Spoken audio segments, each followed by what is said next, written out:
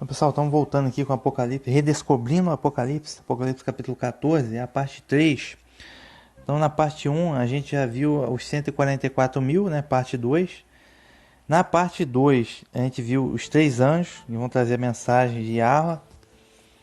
E na parte 3 agora, tem um panorama muito interessante. Tá? A gente vai ver aqui 4 anjos, mas nos dão um panorama acerca das duas vindas do Messias. Ok? A primeira vinda já aconteceu, né? Há 2000 anos atrás, que ele anunciou o Evangelho. E tem a segunda vinda, que é quando ele vem para exercer o julgamento. Tá? Então a primeira parte ele nos trouxe a graça e a verdade. Na segunda parte ele vai trazer o julgamento sobre a terra. Aí tem toda essa coisa do Armagedon, o retorno dele. Aí tem a primeira ressurreição, né? Tem também o arrebatamento, né, nessa parte. Apocalipse 19 e Apocalipse 20, retorno do Messias, né, para dar o galardão aos santos, aos profetas, aos que foram martirizados, que não adoraram, que não vão adorar a besta sua imagem, ok? Então a gente vai ter um panorama disso, uma explicação nessa parte final do Apocalipse 13. Fala também de julgamento, tá? Também julgamento sobre a terra. Vai iniciar, então vamos iniciar no verso 14. Diz assim, ó: depois disso olhei, havia uma nuvem branca, e sobre a nuvem, né, sobre a nuvem, havia alguém estava sentado. Parecia um filho de homem. Atenção. Parecia um filho de homem, um ser humano. Parecia um ser humano. Tinha na cabeça uma coroa de ouro e nas mãos uma foice afiada. Muita atenção. Depois disso olhei, havia uma nuvem branca. Ou seja, é um anjo. Aqui está apresentando. Não é um anjo, não, minto. Não é um anjo, não. Então vou até retificar. Não são 4 anjos, na verdade são 3 anjos. Esse primeiro aí, ele tá parecendo um filho do homem, parece um ser humano, né? Muita atenção. Olhei, havia uma nuvem branca, isto é, e alguém assentado sobre essa nuvem. Quer dizer o quê? Isso não é literal, óbvio. Você não vai ver ninguém assentado sobre uma nuvem, só se for o Blue Beam da NASA, ok? Significa o seguinte, que esse alguém que está sentado sobre a nuvem é alguém que vem, espiritualmente ele vem do céu, porque ele está elevado sobre as nuvens. Okay? Uma coisa é você estar na terra. Então muitas vezes quando as pessoas têm visão ou sonho de arrebatamento, significa a elevação espiritual da pessoa. Okay?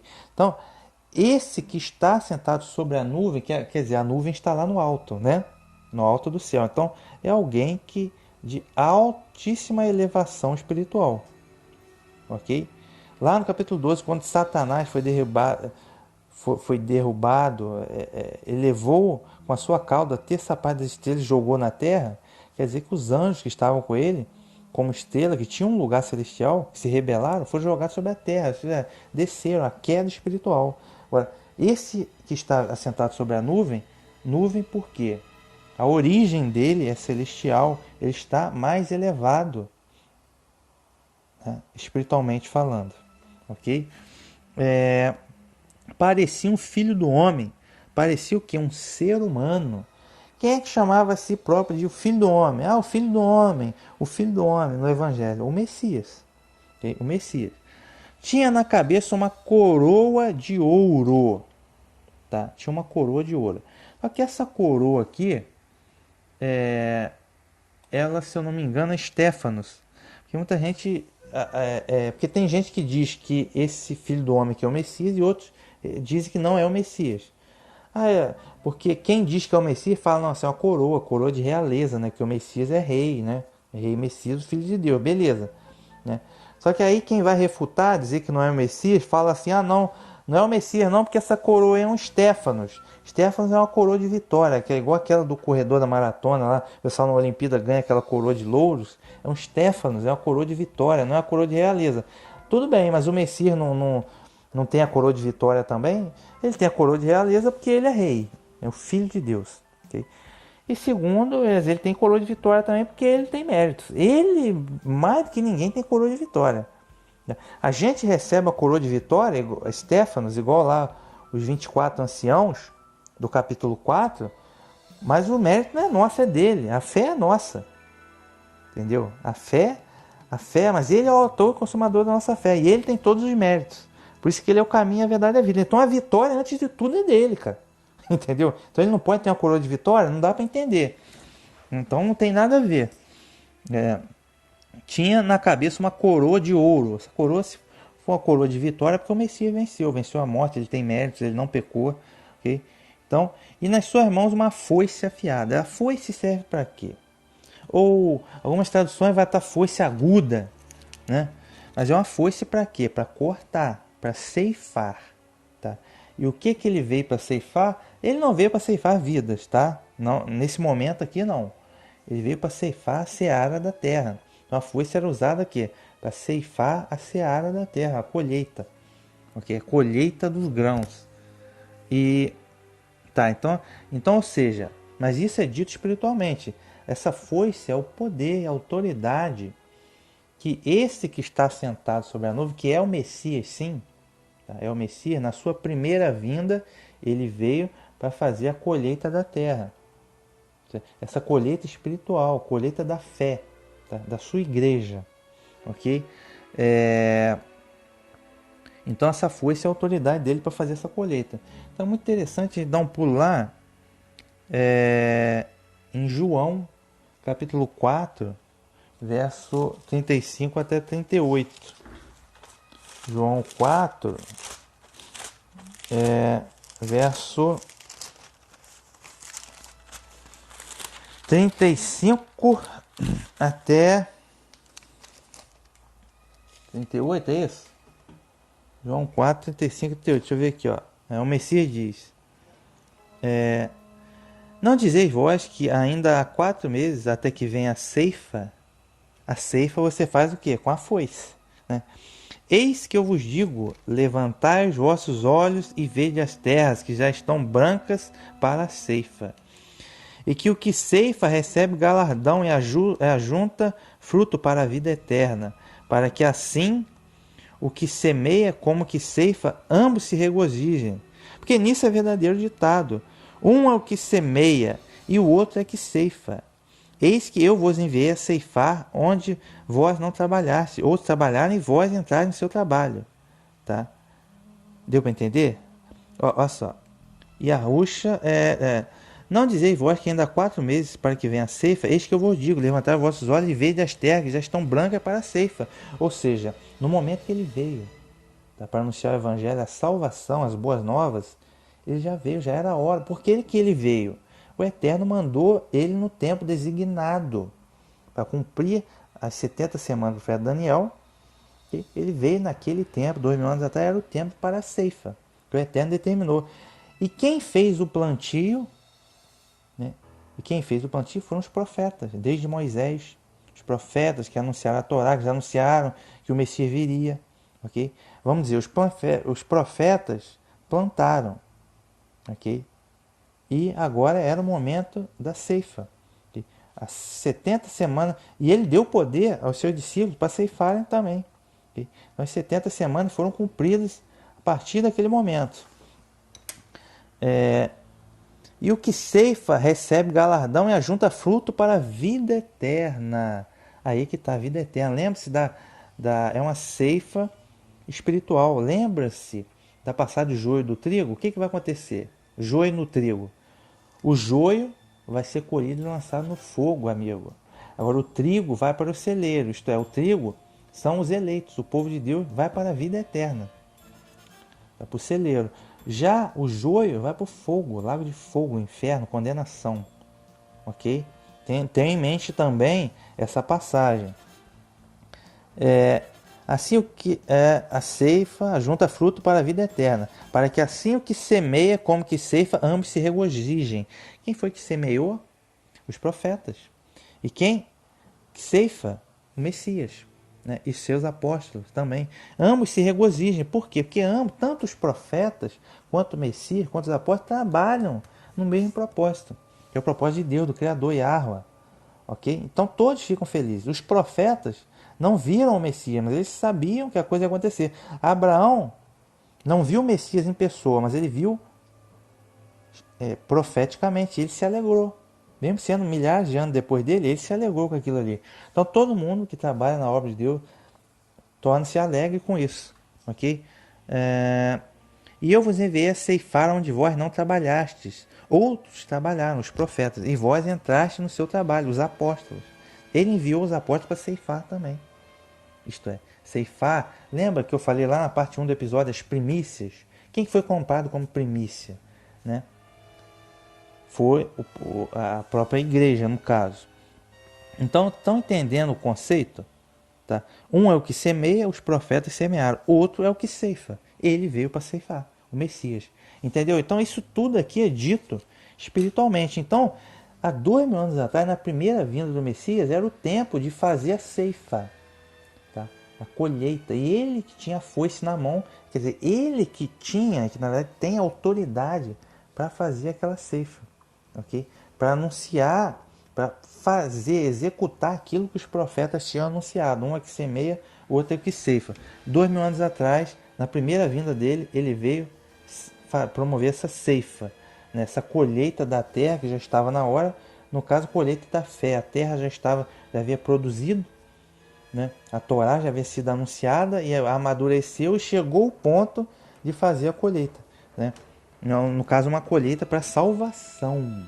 Tá? Ajuntam frutos para a vida eterna. Verso 36 aqui do João 4. Entendeu? Então, esse aqui que está sentado sobre a nuvem é sim o Messias, né, que veio há 2000 anos atrás para fazer essa ceifa. Tá? Continuando aqui. Nessa hora, nessa hora é que é no mesmo momento, ok? Nessa hora, outro anjo saiu do templo, gritando em alta voz para aquele que estava sentado na nuvem. Isto é, outro anjo saiu do templo, gritando em alta voz para aquele que estava sentado na nuvem. Quem é aquele que estava sentado sobre a nuvem? A gente acabou de ver, o Messias, que vocês chamam Cristo. Né? Então, mas quem é esse anjo que saiu do templo que gritou em alta voz para o Messias?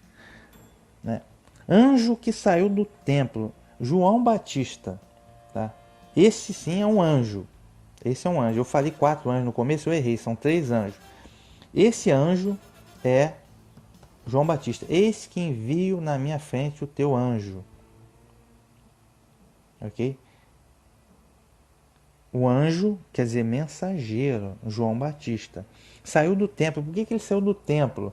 O João Batista, ele saiu do templo terrestre, tá? Do templo terrestre, porque naquela época havia um templo terrestre em Jerusalém. João Batista era filho de Zacarias. Zacarias era sacerdote levita. Tá? E foi anunciada a vinda de João Batista. O anjo anunciou ele dentro do templo. Ok? Então, ele era primo, no caso, primo do Messias, né? Vocês chamam de Jesus, por pai de mãe. Okay? Que o Messias, o pai do Messias, José, era da tribo de Judá. Tá? Mas, como que manda a casa do pai, João Batista era levita. O pai dele era sacerdote. Então, João Batista, por isso que ele veio do templo, o anjo que saiu do templo, João Batista, gritando em alta voz. É porque a mensagem dele é uma mensagem muito severa. Né? Ele anunciou o arrependimento, ele não aliviou nem para Herodes, anunciou que o Messias já estava vindo, anunciou o julgamento. Olha, ele vai recolher com a pá, ele vai recolher o trigo no celeiro, mas o que vai acontecer com a palha? Ele vai lançar no fogo. Tá? Veja, anuncia salvação e anuncia julgamento também. Tá? Anuncia colheita, gritando em alta voz para aquele que estava sentado sobre a nuvem. Porque o que aconteceu? Estava gritando em alta voz para o Messias, né, que estava sentado sobre a nuvem. O que aconteceu? Vamos relembrar a história. Porque, primeiramente, João Batista apareceu no deserto apregoando o arrependimento e o batismo. Porque era vindo o momento do Messias. Olha, vai vir alguém que eu não mereço nem amarrar as sandálias. Eu vos batizo com água. Tá? Mas o outro de mim, o outro que vem depois de mim, vai batizar com você com o Espírito Santo. Aquele que me enviou disse para eu batizar com água, porque vai surgir, ou seja, ele começou a pregar pregoar no deserto, porque ele sabia que ele começando a pregoar iria surgir o Messias, tá? Que ele que era antes de mim, porque ele veio das nuvens, veio do céu, já existia, Filho de Deus, ok? Então é isso. Então João Batista começou a pregação e na sequência surgiu o Messias, ok? Isso que significa aqui essa profecia. Então ele gritou dizendo: lance a sua foice e ceife. Chegou a hora da colheita, pois a lavoura da terra já está madura. Deu para entender? Então o Messias sabia que era a hora do Messias. Perdão, o João Batista, o anjo, o mensageiro, veio trazer mensagem do Eterno de arrependimento para aplainar os caminhos espirituais, porque já estava chegando o Messias, né? Já estava chegando o Messias. Então, o Messias é quem tinha autoridade, a foice, para poder fazer a colheita, tá? João Batista era o que? Era um mensageiro para preparar o caminho. Ele não tinha autoridade para fazer a colheita. Então ele começou a pregoar e na sequência surgiu o Messias, sendo que ele próprio batizou o Messias com água e o Messias, a partir daí, começou a exercer a colheita, começou a ser um ministério. Vocês conseguiram entender o conceito? Aí, continuando, verso 16. Aquele que estava sentado na nuvem, isto é, o Messias, lançou a foice na terra, e a terra foi ceifada.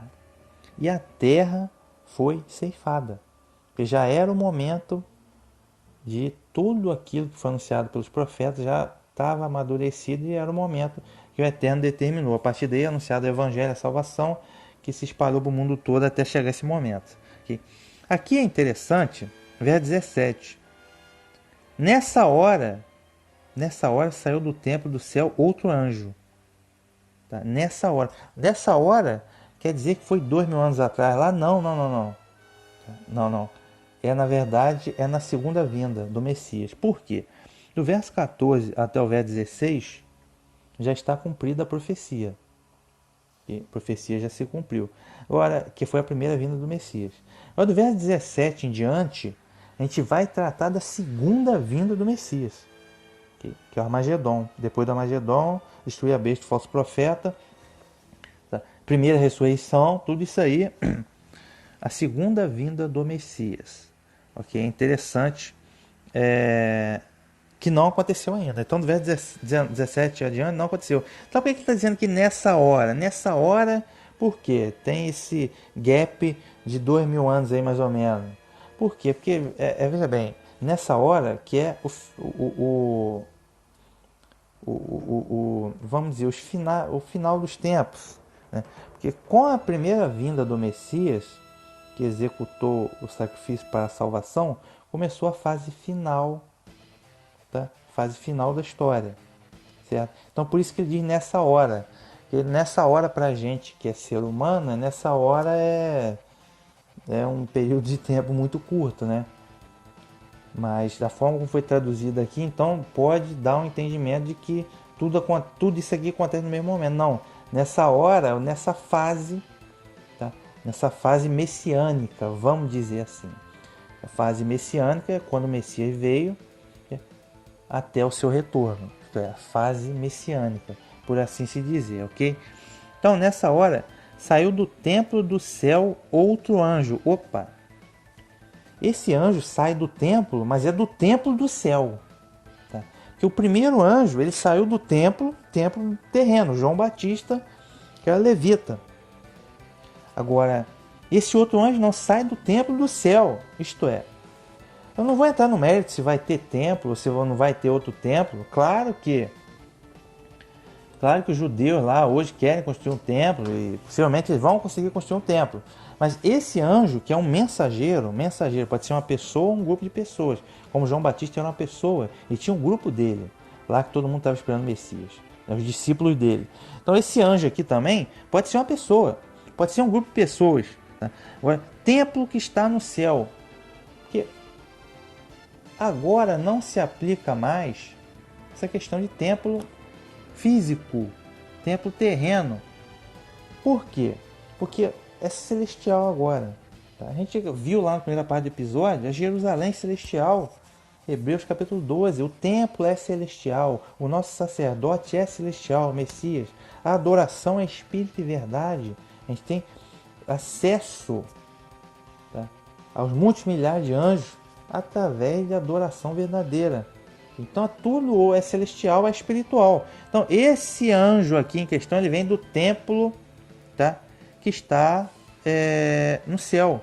Isto é, alguém que vem da verdadeira adoração. Não creio que seja alguém institucionalizado, tá?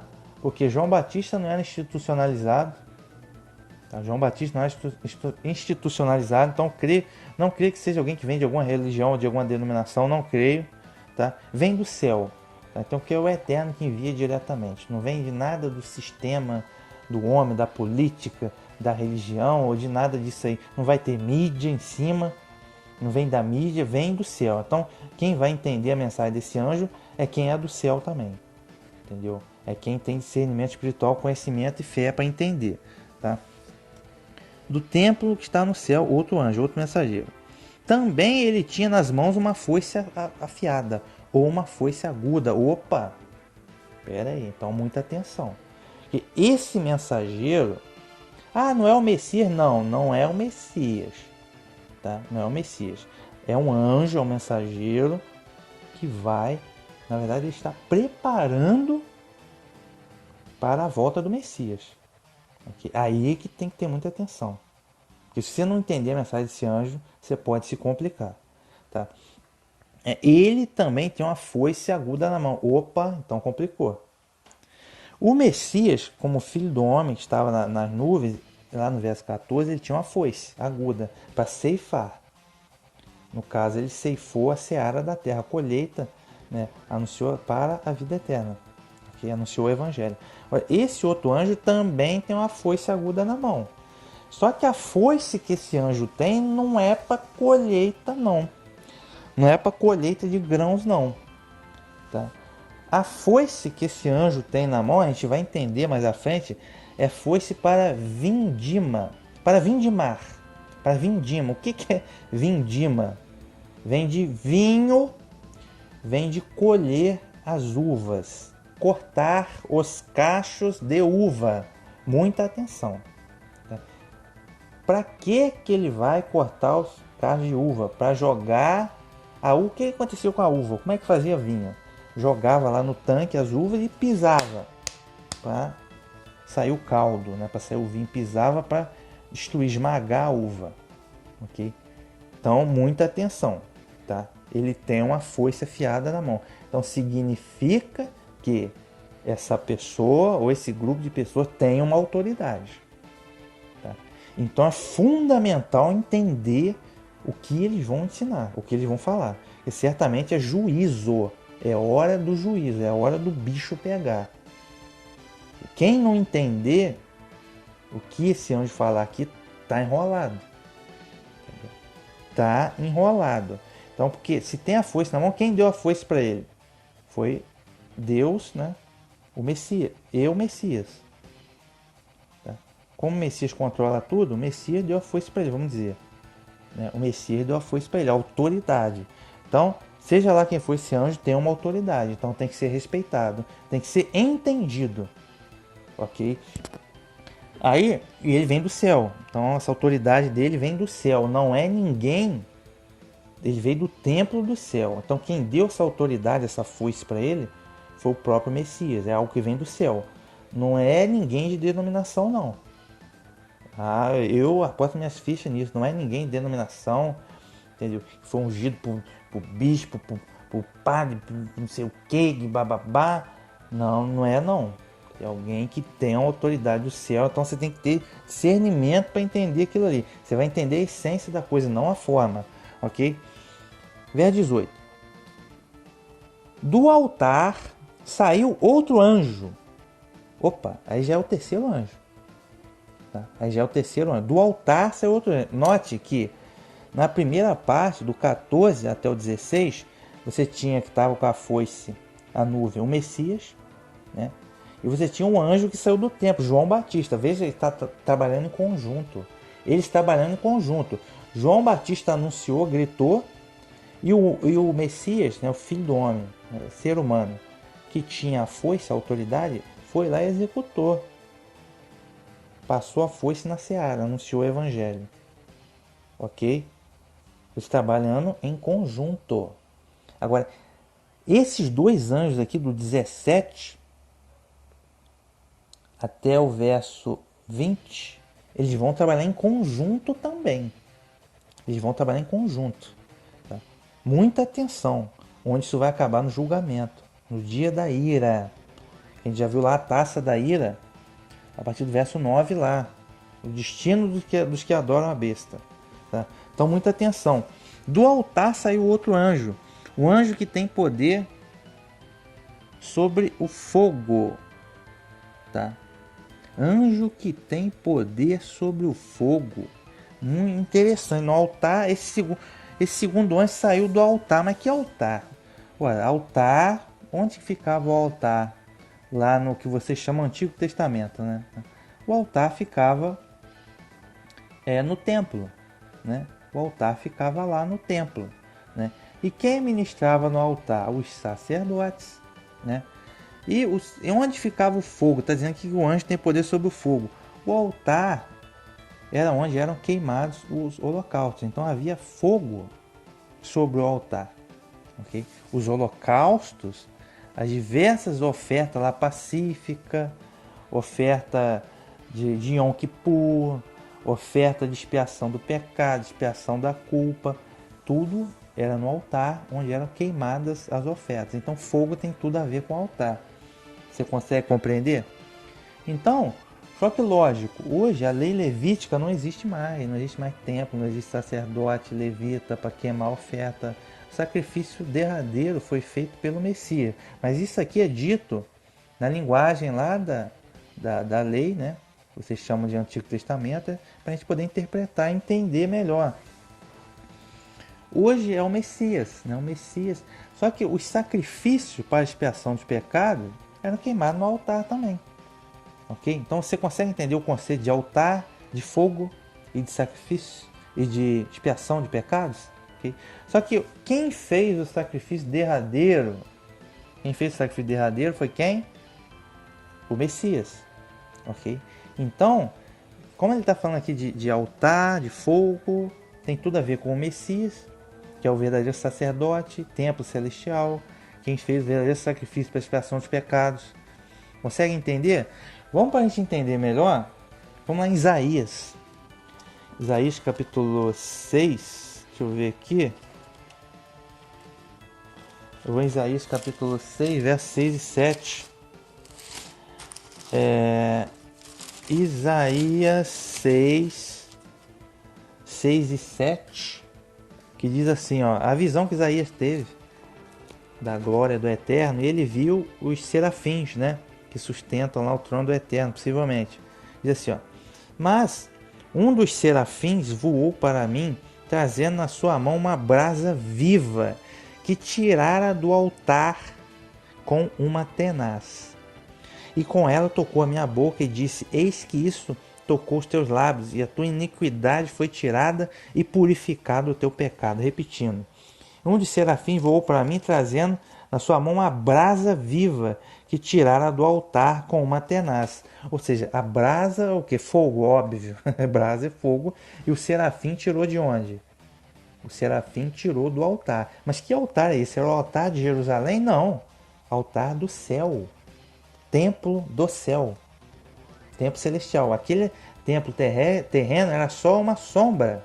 Uma sombra do verdadeiro templo que existe até hoje, que é o templo celestial, ok? Muita atenção. E o que ele fez com essa brasa? E com a brasa, né, com ela, tocou a minha boca e disse, eis que isto tocou teu lábio, e a tua iniquidade foi tirada e purificado foi o teu pecado. Percebam que a brasa tocou na boca de Isaías e ele foi purificado. Tá? E o seu pecado foi purificado e a sua iniquidade foi tirada. Entendeu? Tem a ver com expiação dos pecados. Tá?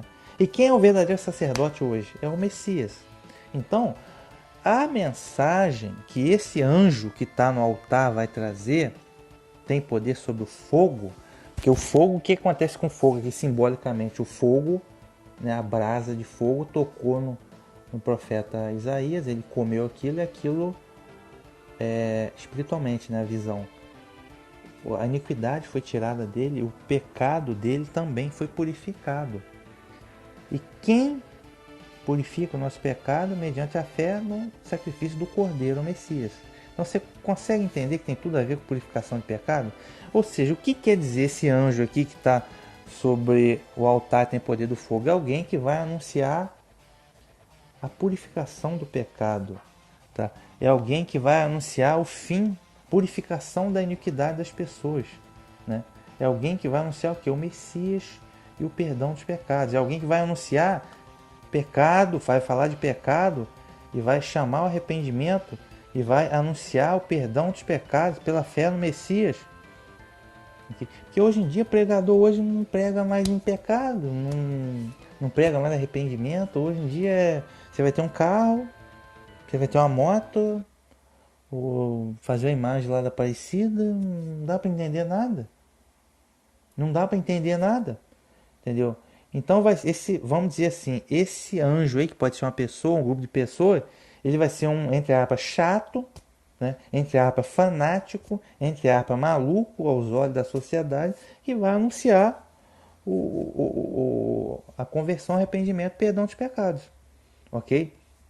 Então, e esse dito cujo aí vai trabalhar em conjunto com o anjo que saiu do templo. Entendeu?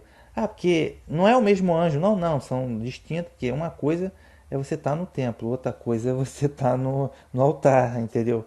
Porque para servir no altar, você é escolhido por Deus para servir no altar.